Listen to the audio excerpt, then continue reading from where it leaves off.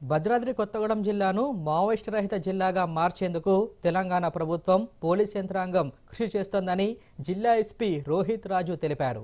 భద్రాద్రి జిల్లా చెర్ల మండల కేంద్రంలోని పోలీస్ స్టేషన్లో 22 మంది మావోయిస్టు సానుభూతి పరులు జిల్లా ఎస్పీ రోహిత్ రాజు ఎదుట లొంగిపోయారు.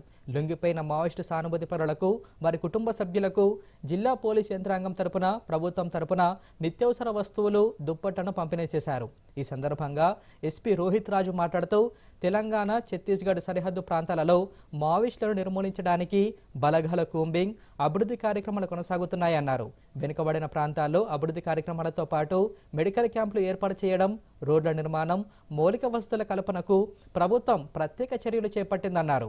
2024లో 36 మంది స్వచ్ఛందంగా లొంగిపోయారని, మిగిలిన వారందరూ జనజీవన స్రవంతిలో కలవాలని కోరారు. లొంగిపోయిన వారికి ప్రభుత్వం తరపున సహాయం అందిస్తామని తెలిపారు. అంతరించి పోవాలంటే 2 మార్గాలు.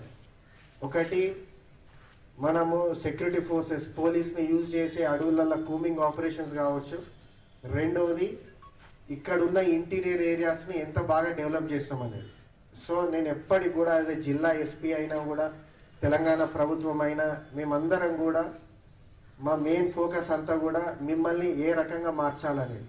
మనకిప్పుడు తెలంగాణ ప్రభుత్వం కూడా సరెండర్ పాలసీ మీద చాలా ఖచ్చితంగా వితిన్ నో టైం మీకు ఏదైతే అందాల్సిన అవి ఉన్నాయో అవన్నీ కూడా వితిన్ నో టైం అందుతున్నాయి.